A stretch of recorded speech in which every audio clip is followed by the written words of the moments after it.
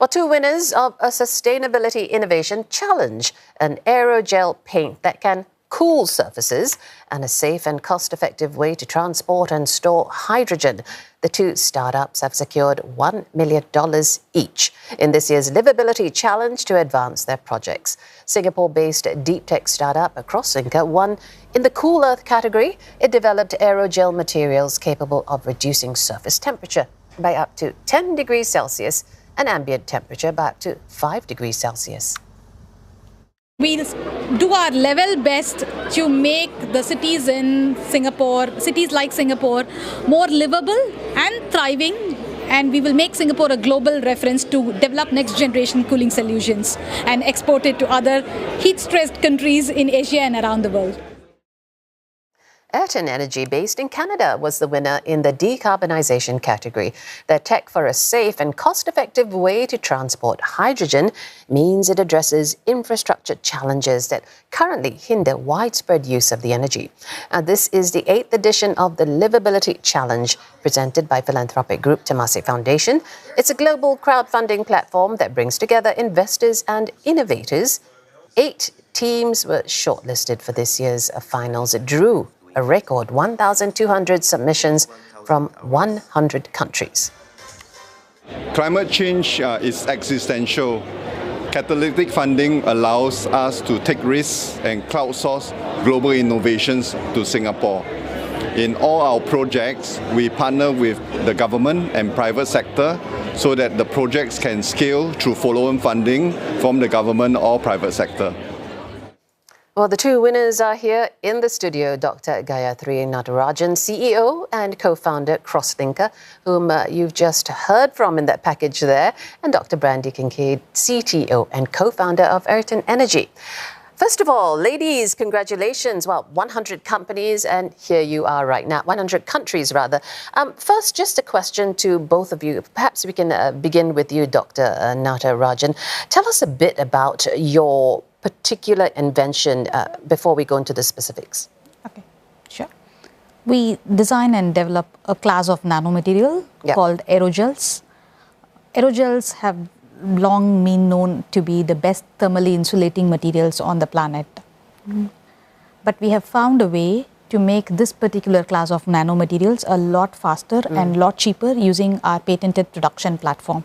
That's the key, isn't it, that we want to talk about a little later. And Dr. Kinkead, what about your project that won you the prize? Yeah, so we're looking to demonstrate our technology in Singapore to allow for cost-effective importing of hydrogen using seaborne transport. And we really allow for Singapore to reuse existing hub infrastructure that's typical to liquid fuels like diesel. That's really interesting. So I just want to ask you a bit more, if we could stick with you, Dr. Kinkead. Singapore is, of course, one of many countries that are exploring the use of hydrogen, and it's problematic in the past. So tell us, what are some of the challenges that there are currently in adopting this clean fuel, and what do you do differently? Because in your website, you say there's no high-pressure tanks, no cryogenic cooling, no need for specialized transport equipment. It all sounds really quite amazing. Absolutely. So our technology chemically binds the hydrogen to a carrier oil. And once it's bound, it is stored and managed just like diesel using existing liquid fuel infrastructures. And where we're able to broaden the adoption of hydrogen is through lowering the overall cost. Hydrogen storage is actually about 70% of your total hydrogen costs. And we think that we can cut that to less than 50%. Well, that's the thing, isn't it? Because how exactly do you do that? How exactly do you bring the cost down when so many others haven't been able to? Being able to reuse existing infrastructure is very important, but we also are able to operate at very high efficiencies. So we don't require the same amounts of energy demand as other carrier technologies. Interesting. Perhaps, Dr. Natarajan, over to you. I want to find out more about your aerogel paint, how it works, and why is it such a viable cooling option for cities? Yeah, it's a very good question. So, for those who do not know, Singapore spends $1.5 billion a year just to stay cool. And we use up basically 1/3 of the entire nation's electricity that goes towards air conditioning. Yeah. Okay. So we need impactful solutions now that can outpace this very, very crazy urban heat. Okay. So there are only few materials that can do this job. And aerogel has this amazing potential because of its chemistry and because of its structure to attack all modes of heat transfer. So what we decided was we will blend this wonderful material, make it into a paint so that it is scalable for mass adoption and so many people could benefit from this. Right. So that's the secret, because you know what you're talking about is a very premium product, which is very difficult to scale and hence expensive. But what you've done is convert it into a... So we manage the core technology ourselves, we control the manufacturing, and we protect it with global patents, and we control the delivery method. And we are able to manufacture aerogels cheaper. So we bring the total cost of paint much lower than what you would expect from a premium paint. So it's more like a premium performance paint for mass adoption. And at mass prices?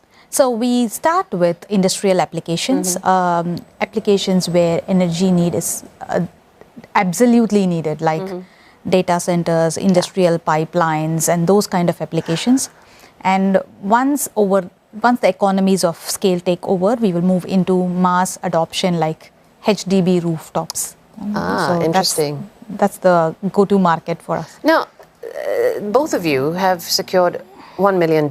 I mean, is that a lot of money in your world? And how exactly are you going to use this money to make sure that these inventions are perhaps accessible to us? Dr. Kinkead. This is a catalytic amount of funding for our technology and will really enable us to accelerate the validations of our technology, particularly for this long-distance marine transport of hydrogen, and also to accelerate our footprint in Asia, where we're excited to be working where global energy trade is at its peak. Yeah, that's an interesting point. Perhaps I can take it up with you in a little while. But what about yourself, Dr. Natarajan? What would you use the 1 million for?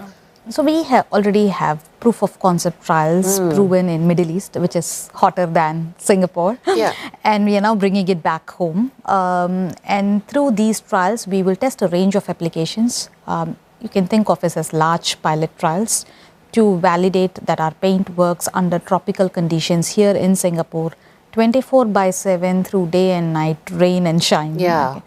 And we will achieve the kind of energy savings that we are expecting, and with significant temperature drop, so that solutions like us does not have to come at a trade-off between cost, carbon, and access. And very quickly from for the two of you, what are your next steps? So I suppose yours is using Singapore as a trial, but then expanding to other heat affected countries. So Singapore, we want to make it a global reference, and from here we will expand to other Southeast Asian countries that have the same problems and that spend so much for cooling. Exorbitant amounts. And very quickly, Dr. Kinkead. Yeah, we're rapidly scaling our technology to commercial sizes in those ton per days of operation and validating the use cases for our technology. Right here in Asia.